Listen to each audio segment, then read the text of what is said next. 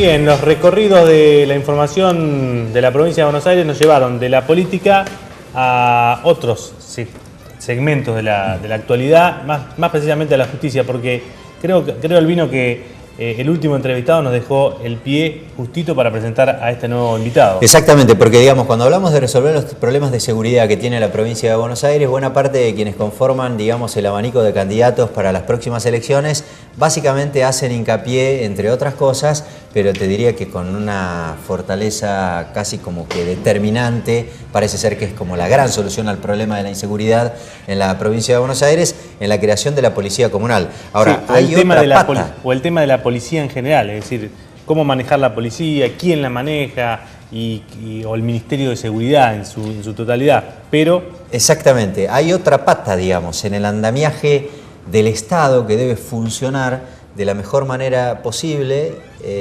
justamente para garantizar también la seguridad, y hablamos en este caso de la justicia.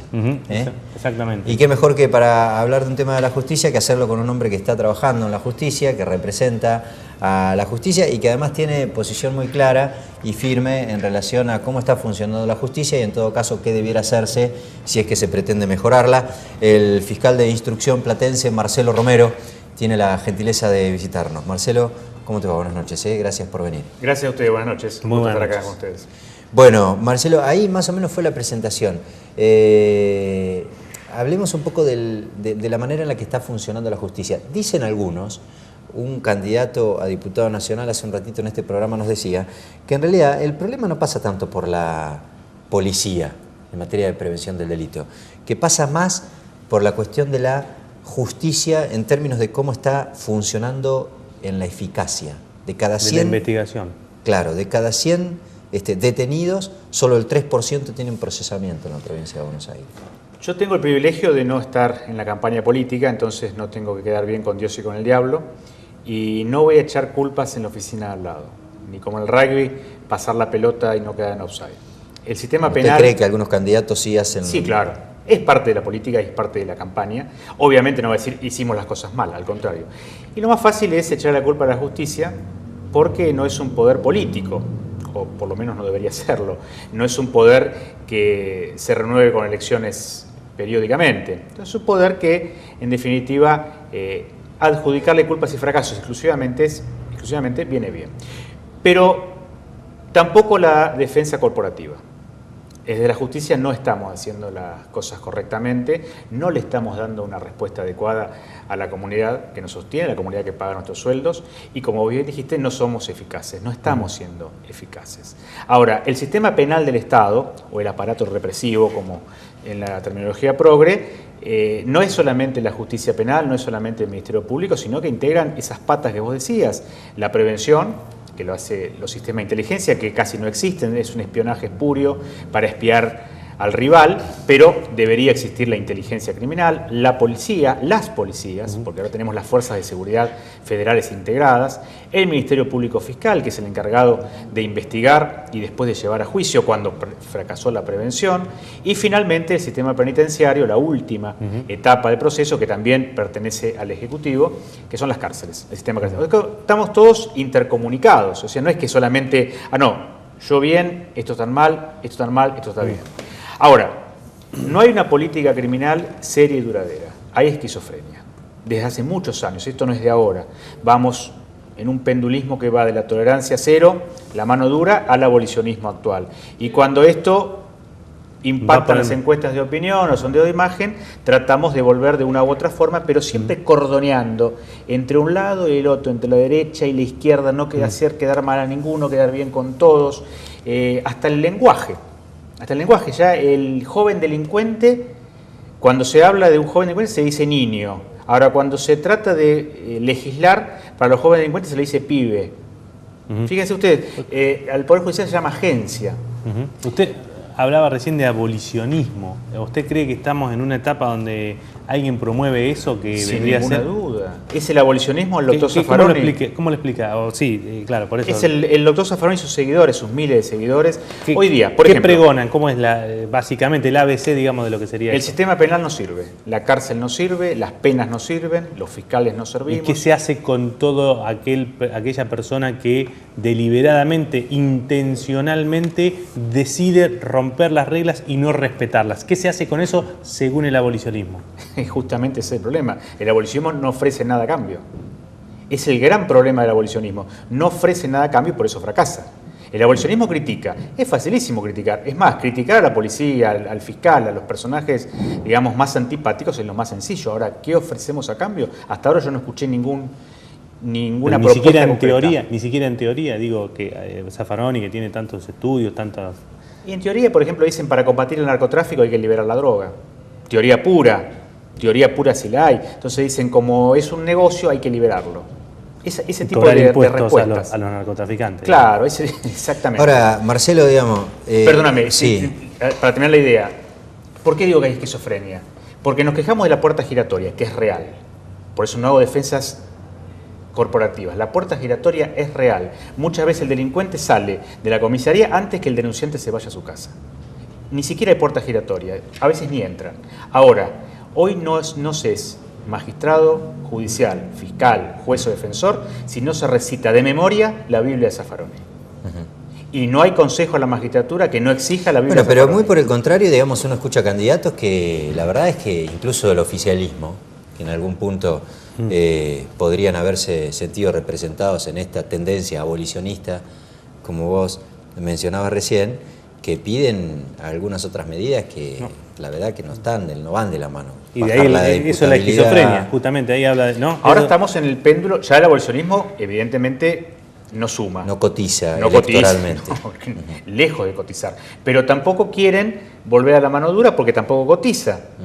Ojalá se llegue al equilibrio. Ahora, ¿y Pero cuál no hay es el equilibrio. equilibrio? El equilibrio es que no hay sociedad jurídicamente organizada donde no haya sanciones. No les gusta llamar penas, no les gusta llamar cárcel, no les gusta llamar fiscal, llámenlo como quieras, pero hay, ante determinada conducta prohibida por la ley, hay una sanción. Y la sanción significa una pena. Y la pena hasta ahora significa, por ejemplo, el encierro. La cárcel no sirve, macanudo, que haya algo en su reemplazo. Porque, por ejemplo, para no ser nada más que crítico y proponer algo, ¿por qué el preso procesado, no el penado, el preso procesado, que es el 80%, puede ejercer libremente el derecho a la vagancia? Si le restringimos el derecho a la libertad, que es el derecho más preciado después de la vida, ¿por qué no le podemos restringir el derecho a la vagancia? ¿Qué significa esto? ¿Por qué no lo obligamos a trabajar o a estudiar o a hacer algo productivo? Sin embargo, no, están en los pabellones peleándose, violándose, tratando de escapar o fabricando facas. ¿Por O sea, qué? digamos Porque que generamos vagancia. Es un contrasentido, digamos, Es un eso en algún contrasentido. punto. Claro. Eso en algún momento en la historia penal de la Argentina existió Sí. digamos que la obligación o la posibilidad, ¿no? Porque usted está hablando de obligarlos a trabajar o de darle Yo- la posibilidad. La posibilidad existe hoy día. Ah. Yo lo que digo es que no pueden estar sin hacer nada todo el día dentro del penal. El que quiere estudiar, que estudia. El que quiere aprender un oficio, que aprenda. El que quiera trabajar, algo tiene que hacer. Pero que elija en alguna de las Pero opciones. digamos, no hay ninguna legislación que establezca esto, Que digamos. los obligue, digamos. No, por supuesto que no. Y entonces queda que a la libre decisión del preso, ni siquiera de Exactamente. quien esté a cargo del penal. Exactamente. A la libre edición del El, preso. el servicio penitenciario le ofrece varias alternativas, porque de hecho incluso firma convenios con universidades para que estudien, firma acuerdos con algunas empresas para generar, para producir adentro de las cárceles y demás, pero si el tipo no quiere, no labura, no hace nada. Textual. No quiero decir la expresión vulgar. El que quiere hacer nada, Hace nada. hace nada. Ajá, y Exactamente. digamos... Y que no es hacer nada. Y digamos, el argumento es... no sé, ¿cuál es el argumento del progresismo o de las... Que solamente se lo puede privar del derecho ambulatorio y no el derecho a la vagancia, por ejemplo. Ahora, Marcelo, Absurdo, para mí. ¿cómo explica la justicia esto de que un 80% de los que están en las cárceles están procesados? Bueno, esa es nuestra. Ese sí que es un error exclusivamente nuestro. Son procesos muy largos, con una multiplicidad ¿Pero hay de problemas de recursos. ustedes o del sistema? no quiero echar la culpa a la ley y al sistema porque es una entelequia. No, bueno, pero qué sé yo, si no hay, digamos, si un fiscal resulta que tiene que resolver 78 cuestiones, muchas de ellas importantes, es inevitable que ocurra Hay muchos esto. recursos procesales. Hay demasiados recursos procesales y el Pacto de San José de Costa Rica, como ley supranacional, como norma supranacional, mejor dicho, nos exige un doble conforme, o sea, una instancia revisora, no 14. Entonces, nunca tenemos sentencia definitiva. Claro, porque mira, fíjate, si no el caso, ponerle el caso Grassi, que es uno de los más, lo condenó el tribunal, claro, lo condenó la Cámara, lo condenó Casación, lo condenó la Suprema Corte y ahora todavía se discutía si un recurso federal y un eventual recurso de queja también federal. Entonces, nunca se terminan los juicios. Nunca se termina. Nunca hay sentencia definitiva y nunca hay tranquilidad para el condenado. Porque también pensemos en la persona sometida al poder penal del Estado, que nunca sabe si está condenado o eventualmente es que, digamos, va a ser aunque absuelto. parezca una, digamos, qué sé yo, aunque la gente no lo vea con buenos ojos, también el tipo que está privado de su libertad tiene derecho a que resuelvan su situación lo antes posible. Fundamentalmente la persona que está sometida al poder penal del Estado. Que se sepa. La incertidumbre por ahí es lo peor que te puede pasar, Claro, ¿no? claro. Saber si... Otra cosa que no tenemos es la policía judicial. No son excusas, son cosas que Claro, son pero elementos tiene que ver con las fallas, porque además tiene que ver con esto que se discute por estas horas. Vamos a la policía comunal y uno cree que en realidad si van a crear una nueva fuerza, tiene que tener efectivos, tiene que funcionar y demás. Mire, ¿Qué pasó con la judicial? Yo no estoy de acuerdo con la policía comunal porque creo que no puede haber 135 policías en la provincia más importante del país. Los candidatos obviamente van a estar muy enojados conmigo. No, yo no existo, pero me refiero, no estarían de acuerdo conmigo, no enojados. No estarían de acuerdo conmigo porque es el caballito de batalla de la gran mayoría, tener una policía por municipio. Si a veces, y pongo un ejemplo acá en la ciudad de La Plata, se pelean los comisarios de la seccional A con la B y se tiran el cadáver de vereda a vereda, imaginemos en el punto trifinio de la avenida 122 y 60, donde estarían La Plata, Berisso y Ensenada, y hay justamente un choque en esa rotonda. A ver quién es la policía competente. Imaginemos después quién la va a sostener económicamente, quién va a formar a los efectivos. Tenemos 20 años de formación. Fíjense ustedes, otro láter del progresismo. Cuando acá fue convocado en 2 oportunidades el ministro Aslanian, el doctor Aslanian, ministro, que fue traído como el gran purificador de la maldita policía. ¿Qué hizo? Eliminó por grados a centenares de policías. Eliminar de la carrera, ¿no? No es que no se malinterprete. Los desplazó. Los desplazó. Hoy día, 10 años después, no tenemos oficialidad media. Es decir, oficiales principales, subcomisarios y comisarios. Son chicos y chicas, lo digo con respeto por la edad, muchachitos y muchachitas sin experiencia que tienen ya nivel de conducción, que conducen comisarías y destacamentos y subcomisarías. Y tenemos generales de 40 años, comisarios generales de 40 años. Es decir, la reforma Aslanian fue lamentable. Lamentable, por más que sea el gran consultor, como es Zaffaroni en lo penal. Aslanian es el gran consultor en temas penales. En temas de seguridad. En temas de seguridad. Pero con la policía de la provincia de Buenos Aires hizo desastres. Cuando en realidad, si quería purificar a la maldita policía, había que agarrar caso por caso, tomarse el trabajo, decir, Romero afuera, Albino adentro, y así. No porque tenga el grado de general o de mayor o de principal. Ahora, Marcelo, a vos te pueden acusar, digamos, de que vos tenés cierta tendencia básicamente a cuestionar a quienes son referentes del abolicionismo o tienen un perfil determinado y demás. Ahora, también es cierto que en términos incluso de las reformas que se aplicaron y demás, los exponentes de la otra vereda son también criticables en algún punto. Que la otra vereda... Digo, la reforma de Rucauf en la provincia de Buenos Aires, dicen los que saben, no yo, te lo pregunto en todo caso, también fue desastrosa. Esa sirvió menos aún, como las leyes Bloomberg. Por eso digo que hay esquizofrenia.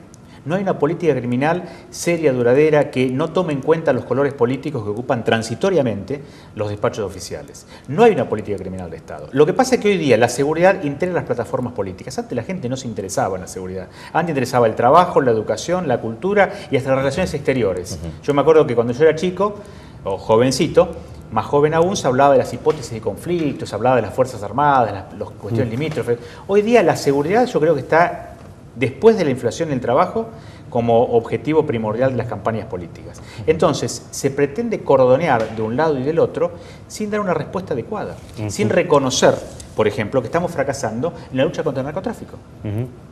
Esto lo dice siempre de Narváez, no se va a pensar que yo hago campaña para uno o para otro, pero en esto estoy totalmente de acuerdo con él. Hasta que no se combata el narcotráfico desde un punto de vista central, desde el gobierno central, con inteligencia, con radarización, con fuerzas federales de seguridad, no recorriendo las calles de La Plata o del conurbano o de Puerto Madero, sino en las fronteras. Fíjense ustedes que formamos a la Gendarmería, no sé cuántos años tienen de carrera, para proteger nuestras fronteras. Y los tenemos caminando en el Camino Centenario. Y a la Policía del Agua, a la Prefectura... Sí, en el barrio de mi casa. Claro, los hacemos caminar por Bahía Blanca. O en Puerto Madero. Puerto Madero es precioso para ir a un domingo con los chicos, pero tenemos a los prefectos que tendrían que estar en un barco recorriendo los ríos y riachos para evitar el contrabando, la piratería y demás, recorriendo esas coquetas calles. En algo nos estamos equivocando. Falta solamente que ahora mandemos a la Policía de Seguridad Aeroportuaria a recorrer los lagos. Romero, como para ir cerrando ya, porque se nos termina el tiempo, usted, digamos, tiene contacto diario con la fuerza de seguridad, es su asistente, la policía es el asistente de la justicia en los temas de investigación. ¿Cómo percibe algún tipo de cambio, alguna cosa con la llegada de Granados? O le pregunto de otra manera, digo, si es que tiene una opinión formada, ¿qué opina usted del desembarco del nuevo ministro? Yo lo que vi en concreto del nuevo ministro es la llegada de las fuerzas federales en la Ciudad de La Plata, más precisamente la Gendarmería. Lo tomé con cierta ilusión, pero después me desilusionó rápidamente cuando me enteré de que no habían tenido la más mínima capacitación, aunque sea en cuanto al Código de Procedimientos que tenemos vigente en la provincia de Buenos Aires. Pero un gendarme no sabe qué hacer, por ejemplo, si agarra a alguien. De hecho, usted tuvo que procesar a uno, o por lo menos involucrar en una causa penal por hacer qué cosa, por haber abusado, ¿no? Claro, estaban dos efectivos caminando por la estación Citibel, acá muy cerquita del centro de La Plata, y había unos muchachos tocando la guitarra y tomando una gaseosa y bueno, cruce de miradas, y no tuvo mejor idea el efectivo federal que desenfundar su arma reglamentaria y colocársela en la 100. ¿Nada más que por eso? Claro. Evidentemente, el policía de fronteras trabaja de otra forma. Yo no quiero pensar lo que debe ser enfrentarse a un narcotraficante en la frontera. Claro. Pero bueno, si traemos a estas personas que fue formada, no digo que esté bien lo que hizo que haga esto en la frontera, pero me imagino que debe haber otro tipo de reacción. O sea, que por lo menos falta alguna capacitación de cómo accionar, digamos, aquí. ¿En qué quedó el proceso contra esos dos oficiales? Un oficial quedó exonerado de la fuerza. ¿Exonerado? Sí, por decisión de la jefatura, de la propia fuerza.